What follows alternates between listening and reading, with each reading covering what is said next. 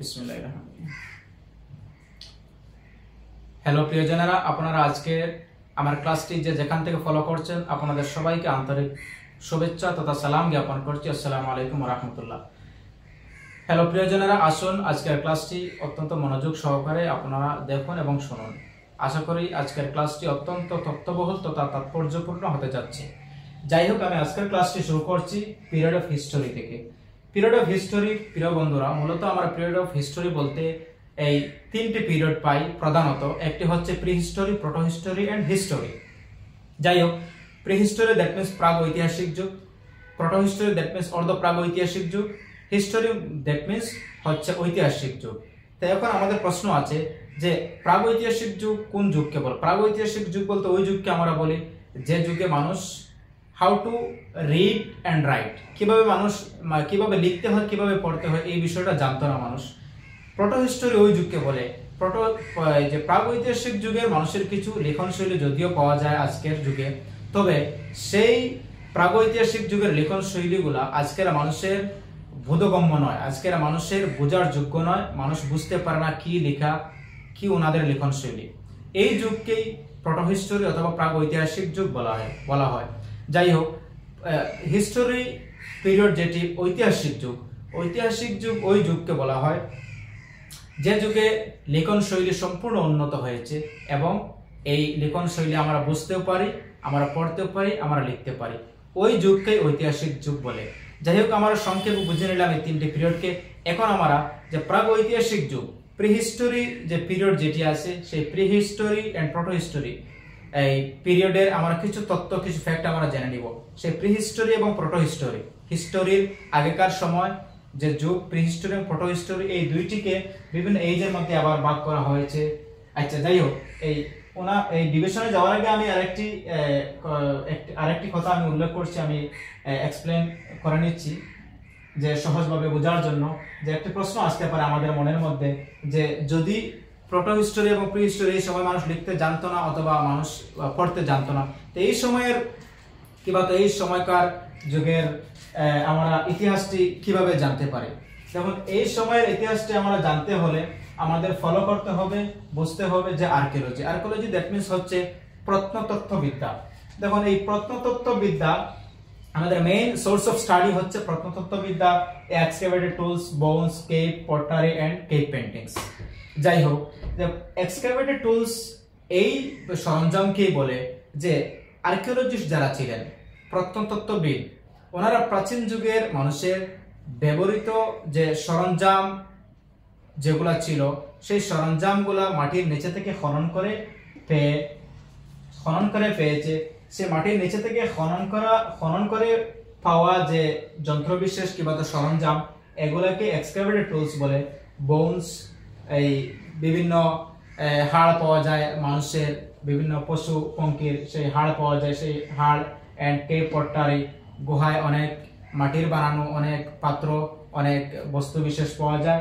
And cave painting হচ্ছে গুহায় অনেক ধরনের চিত্রাঙ্কন, সেই কিছু চিত্রাঙ্কন রক্তেরও পাওয়া যায়, যে কিছু পশু পঙ্খির রক্তের অথবা কোনো ফলমূলের রস দিয়ে সেই অঙ্কন করা, সেই চিত্র অঙ্কন করা, এই অবস্থায় পাওয়া যায়। যাই হোক, তো এই সোর্সগুলা থেকে, এই আর্কিওলজিক্যাল সোর্সগুলা থেকে আমরা কিছুটা সেই ঐতিহাসিক যুগের, প্রাগ ঐতিহাসিক যুগের কিছুটা আমরা নিদর্শন পাই। আমরা বুঝতে পারি এর থেকে যে সেই প্রাগ ঐতিহাসিক যুগের মানুষের চালচলন, ওনাদের আর্ট এন্ড কালচার, ওনাদের কলা কালচার কিভাবে ছিল, কিছুটা আমরা নিদর্শন পাই। যাই হোক, এখন সেই প্রাগ ঐতিহাসিক যুগ, প্রি হিস্টোরি পিরিয়ডকে আবার বিভিন্ন এজের মধ্যে আবার ডিভিশন করা হয়েছে। ডিভাইডেড ইনটু এজেস হচ্ছে যে stone age, chalcolithic age, bronze age and iron age. তো স্টোন এজ হচ্ছে, আমি একদম অতি সংক্ষেপে আমি বলে দিচ্ছি যে স্টোন এজ এই এজকেই বলা হয় যে এজের মধ্যে মানুষ পাথরের ব্যবহার শিখলো। সর্বপ্রথম মানুষ পাথরের ব্যবহার শুরু করলো, এরপরে মানুষ শিখলো যে ক্যালকোলিথিক দ্যাট মিন্স এই তাম্রযুগ, মানুষ তামার ব্যবহার শিখলো। তারপরে মানুষ ব্রোঞ্জ ধাতুর ব্যবহার শিখলো।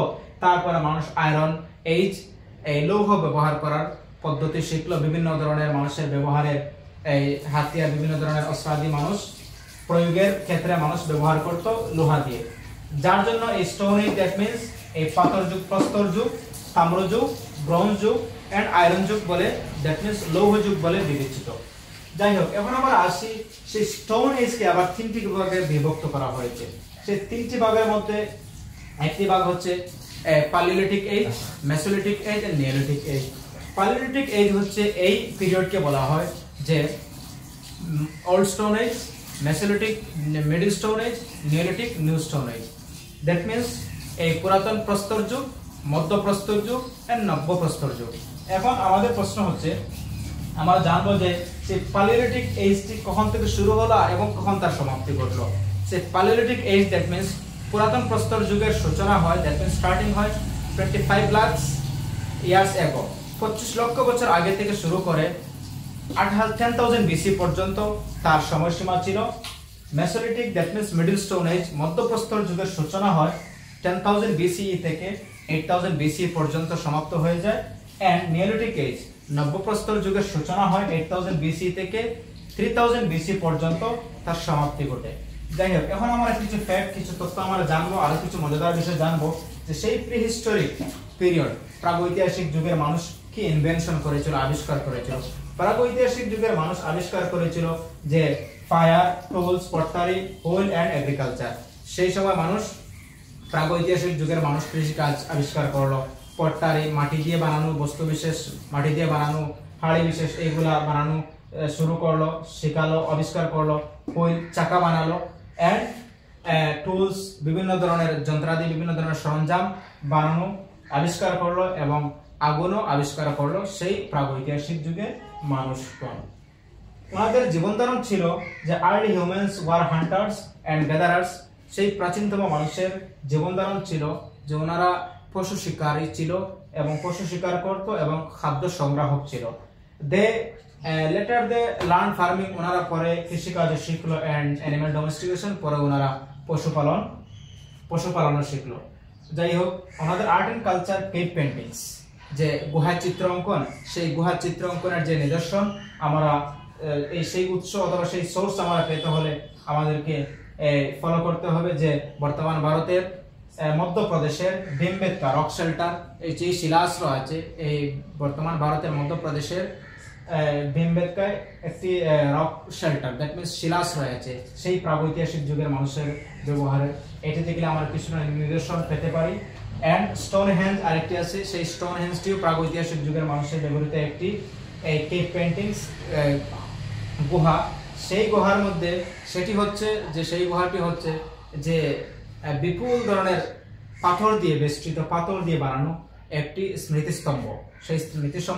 সেই স্মৃতিস্তম্ভটি ব্যবহৃত হতো যে ওনাদের কোনো রিচুয়াল অ্যাক্টিভিটিসের ক্ষেত্রে, ওনাদের কোনো ধর্মীয় কিংবা তো ওনাদের এই কোনো উদযাপনা, কোনো আচার অনুষ্ঠানের ক্ষেত্রে ওনারা সেই স্তম্ভকে, সেই পাথর বেষ্টিত স্তম্ভকে ওনারা ব্যবহার করত।